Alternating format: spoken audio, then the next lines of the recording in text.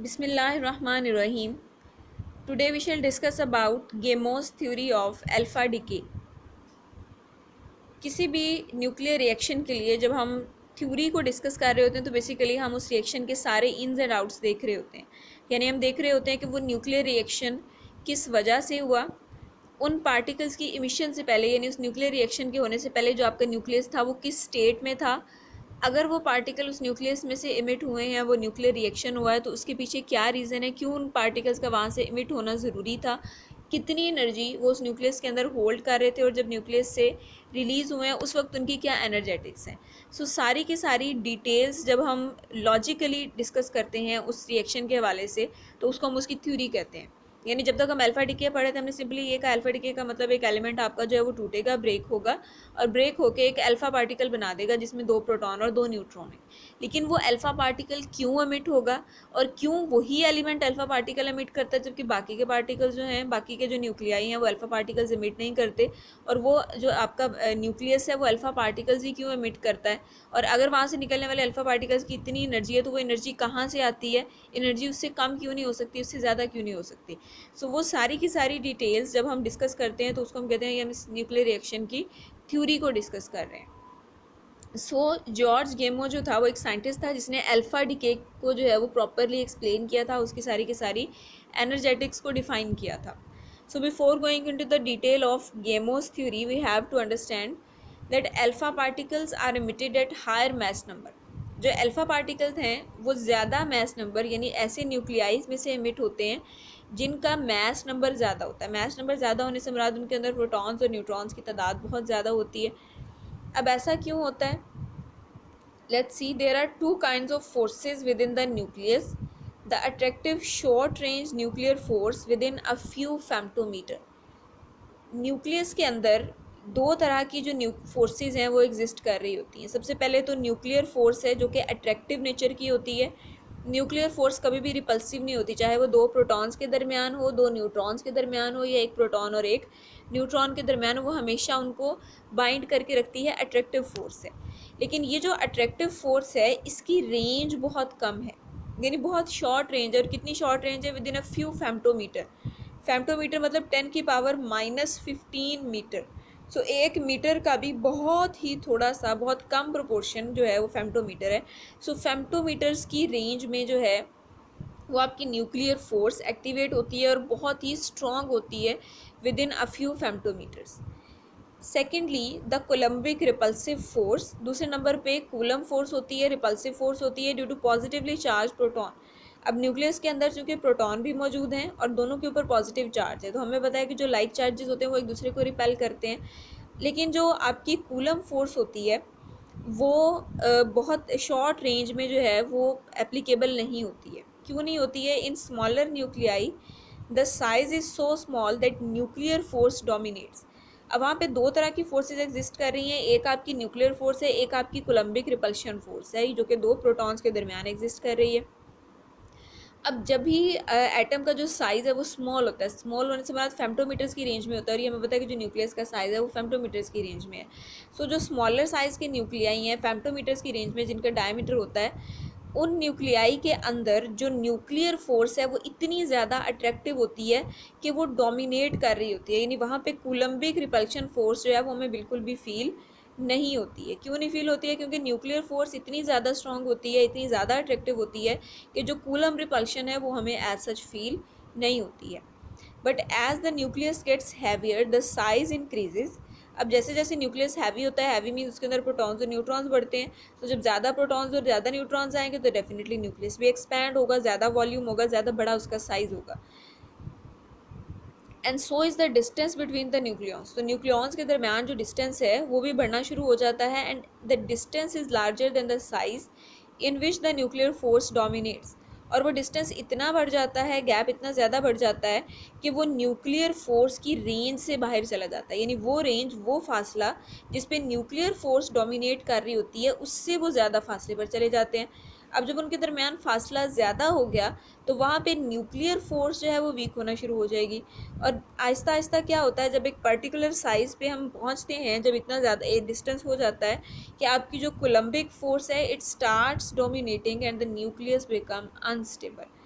अब जब साइज़ बड़ा हो जाता है किसी भी न्यूक्लियस का, तो वहाँ पे न्यूक्लियर फोर्स जो है वो कम होना शुरू हो जाती है, कूलम फोर्स जो है वो डोमिनेट करना शुरू हो जाती है। तो जब कूलम फोर्स डोमिनेट कर रही होगी तो उस वक्त क्या होगा कि प्रोटॉन्स के दरमियान रिपल्शन होगी। जब रिपल्शन होगी तो डेफिनेटली वो एक दूसरे को रिपेल करेंगे, एक दूसरे से दूर जाने की कोशिश करेंगे, और उसी सूरत में वो क्या करेंगे, न्यूक्लियस को तोड़ने की कोशिश करेंगे। सो हम कहेंगे कि न्यूक्लियस जो है आपका वो अनस्टेबल हो जाता है। That's why we say that heavy nuclei are unstable. Okay, so nucleus releases alpha particle and gets somewhat smaller size and hence gains stability. So जब उसका size बढ़ जाता है, जब वो unstable हो जाता है, तो nature डिमांड करती है कि उसको दोबारा से stable होना चाहिए। और वो दोबारा से stable कब हो सकता है, अगर वो अपने कुछ particles को जो है वहाँ से रिलीज़ कर दे, अपनी कुछ एनर्जी को वहाँ से रिलीज़ कर दे, ताकि साइज़ एटम का दोबारा से कम हो, और इतना कम हो कि वो दोबारा से न्यूक्लियर फोर्स की रेंज में आ जाए, न्यूक्लियर फोर्स डोमिनेट कर जाए, और दोबारा से न्यूक्लियॉन्स हैं आपके वो स्ट्रॉन्ग फोर्स के ज़रिए से वहाँ पे बाउंड हो जाएं। तो उसके लिए क्या करता है कि आपका जो न्यूक्लियस है वो अल्फ़ा पार्टिकल्स को एमिट करता है। तो जब अल्फ़ा पार्टिकल उसमें से निकल जाते हैं, यानी 4 न्यूक्लियॉन वहाँ से अलग हो जाते हैं, तो बाकी जो न्यूक्लियस होता है उसका साइज़ कंपैरेटिवली कम हो जाता है। जब साइज़ कम होता है तो न्यूक्लियर फोर्स जो है उसकी स्ट्रेंथ बढ़ जाती है और न्यूक्लियस आपका स्टेबल हो जाता है। Different kinds of alpha particle experiments suggest that the maximum kinetic energy of alpha particle is 4 to 9 mega electron volt. अब जो डिफरेंट हम एक्सपेरिमेंट्स देखते हैं अल्फ़ा पार्टिकल्स के और उसकी एनर्जी को कैलकुलेट करते हैं, सो हमें पता चलता है वहाँ से कि मैक्सिमम काइनेटिक एनर्जी जो कि अल्फ़ा पार्टिकल्स की होती है जब वो न्यूक्लियस से एमिट होते हैं, वो 4 मेगा इलेक्ट्रॉन वोल्ट से लेकर 9 मेगा इलेक्ट्रॉन वोल्ट तक होती है। यानी मिनिमम 4 हो सकती है, मैक्सिमम 9 मेगा इलेक्ट्रॉन वोल्ट तक जा सकती है। इससे ज़्यादा उन अल्फ़ा पार्टिकल्स की काइनेटिक एनर्जी नहीं होती है जब वो किसी भी न्यूक्लियस में से एमिट हो रहे होते हैं। यानी जब भी अल्फ़ा डिके होगा, अल्फ़ा पार्टिकल एमिट होगा, तो उन अल्फ़ा पार्टिकल की एनर्जी 4 से 9 मेगा इलेक्ट्रॉन वोल्ट तक होती है। अब कन्फ्यूजन यहाँ पे क्या थी, मिस्ट्री क्या थी जिसको जॉर्ज गेमो ने रिजॉल्व किया था। All the particles inside the nucleus experience some kind of potential due to the forces acting between them. अब हमें पता है कि जहाँ पे भी फोर्स फील्ड होता है वहाँ पे न्यूक्लियर पोटेंशियल ज़रूर अराइज होता है। जिस तरह हम इलेक्ट्रिक पोटेंशियल की बात करते हैं, इलेक्ट्रिक फील्ड के अंदर इलेक्ट्रिक फोर्स एग्जिस्ट करती है और उस फोर्स की वजह से वहाँ पे इलेक्ट्रिक पोटेंशियल जो है वो अराइज होता है। सो जब न्यूक्लियस के अंदर भी फोर्स मौजूद है, न्यूक्लियर फोर्स है, तो उसकी वजह से न्यूक्लियर पोटेंशियल अराइज होता है। कूलम्बिक फोर्स है तो उसकी वजह से कूलम पोटेंशियल जो है वो अराइज होता है। This could be explained bye rectangular potential well. अब वो जो पोटेंशियल है उन न्यूक्लियस के अंदर उन पार्टिकल्स का, उसको हम एक पोटेंशियल वेल की मदद से एक्सप्लेन कर सकते हैं। अब जहाँ पे भी हम पोटेंशियल की बात करेंगे, इसका मतलब होगा कि न्यूक्लियस के अंदर सम काइंड ऑफ फोर्स है जो कि एलिमेंट्स को वहाँ पे, न्यूक्लियॉन्स को वहाँ पे बाइंड करके रख रही है। सो वहाँ से निकलने के लिए या वहाँ पे इंटर होने के लिए सम काइंड ऑफ एनर्जी या तो इनपुट में देनी पड़ेगी या सम काइंड ऑफ एनर्जी जो है वहाँ से रिलीज़ होगी, जिसको हम in the form of potential discuss करते हैं। सो इसको पोटेंशियल वेल की फॉर्म में हम देख सकते हैं कि अगर कोई भी न्यूक्लियस है, फॉर एग्जांपल ये किसी भी न्यूक्लियस के लिए पोटेंशियल वेल है। पोटेंशियल वेल जो है ये हमारा एक कॉन्सेप्ट है। मतलब हम कहते हैं कि अल्फ़ा पार्टिकल को उस न्यूक्लियस से निकलने के लिए लेट्स से उसको चाहिए थी 20 जाउल एनर्जी जो है उसको चाहिए थी।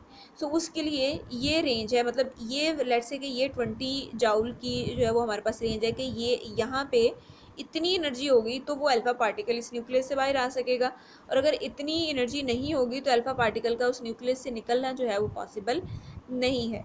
सो हम कह देते हैं कि ये एक काइंड ऑफ वेल है, किस्म का कुआं है जिस आपका न्यूक्लियस, जिसके अंदर आपके पार्टिकल जो है वो मौजूद हैं।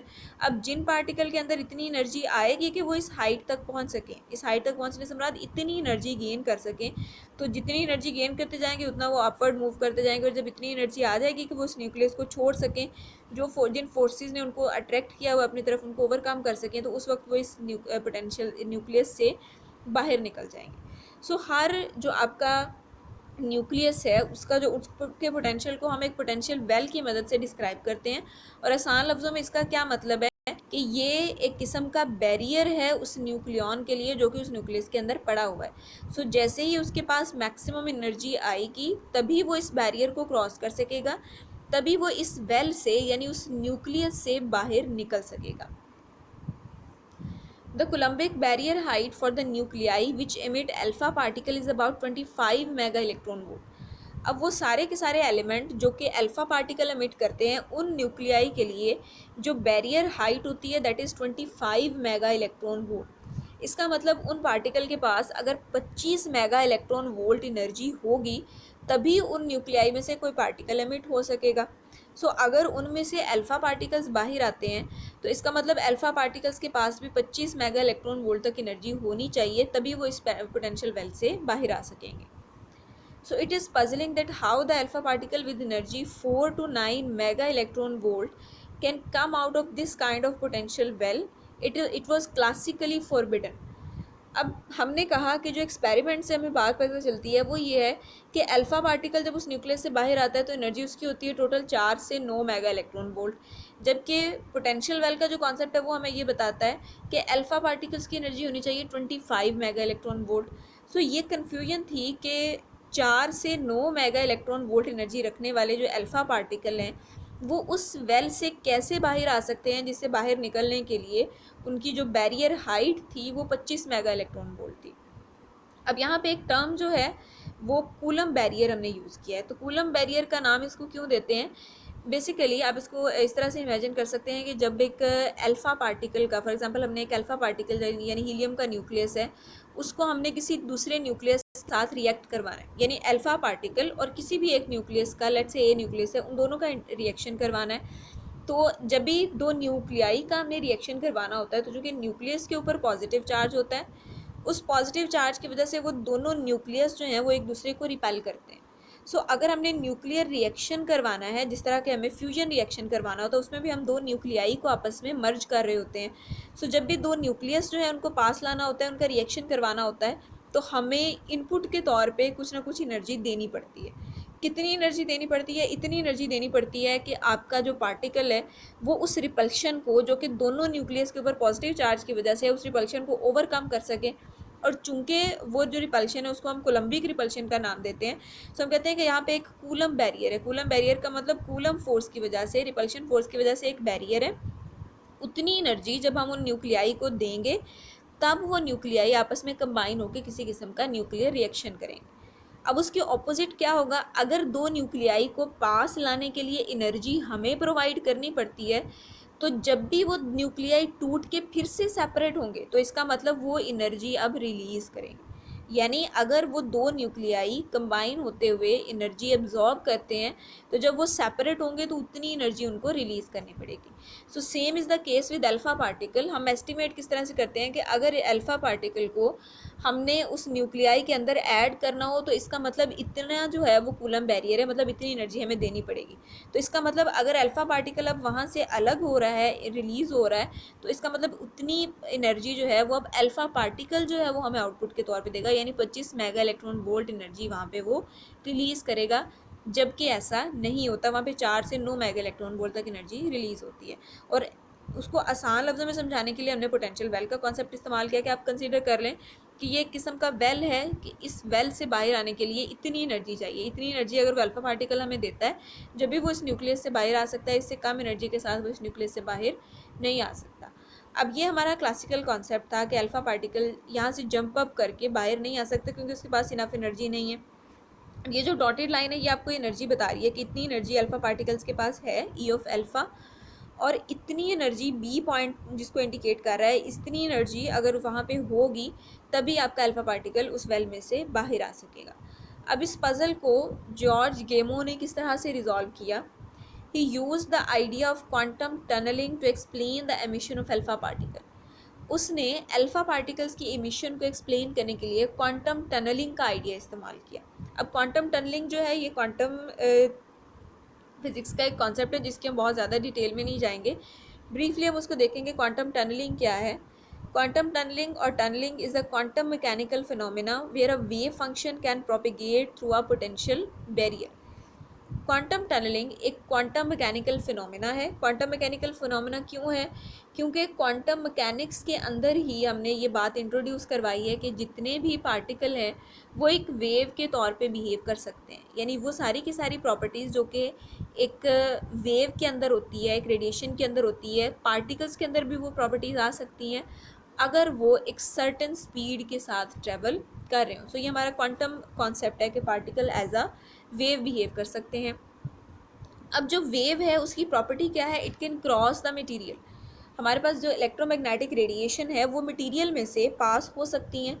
सो यहाँ पे हमने इसका वेव कॉन्सेप्ट जो है उसी को इस्तेमाल किया है कि आपका जो अल्फ़ा पार्टिकल है, although since it has a wave nature associated with it, तो अगर उसके पास एक वेव नेचर भी उसके साथ एसोसिएट कर रही है, सो बजाय इसके कि यहाँ से जंप अप करे, ये यहाँ से टनलिंग का प्रोसेस होता है, यानी यहाँ से ये ट्रांसमिट हो जाता है, प्रोपिगेट कर जाता है, इस बैरियर में से बाहर निकल जाता है, और उसकी ये जो एमिशन है वहाँ से, उसको हम उसके वेव नेचर की बेसिस पे बिहेव कर सकते हैं। यानी एक पार्टिकल के लिए तो पॉसिबल नहीं है इस बैरियर को, इस पोटेंशियल वेल को क्रॉस करके बाहर आना, लेकिन एक वेव जो है वो यहाँ से प्रोपिगेट कर सकती है।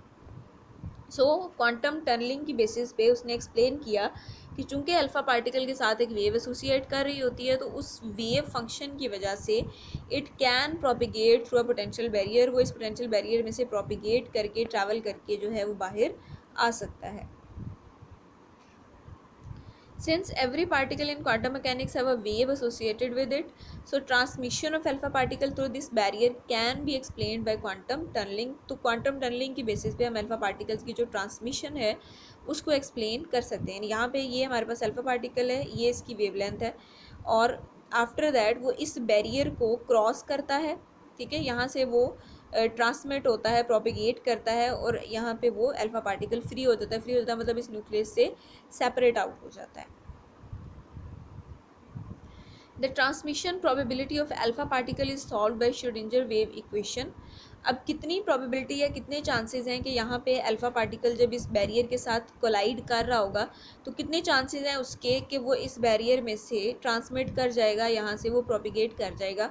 तो उस ट्रांसमिशन प्रोबेबिलिटी यानी टनलिंग की कितनी पॉसिबिलिटी है, उसको भी हम क्वांटम मैकेनिक्स के रूल्स की मदद से सॉल्व करते हैं। और क्वांटम मैकेनिक्स के अंदर हमें पता है कि मेजर रोल जो है वो श्रोडिंगर वेव इक्वेशन का है, जिस तरह न्यूटन के लॉज जो है वो रोल प्ले करते हैं हमारे पास क्लासिकल मैकेनिक्स के अंदर।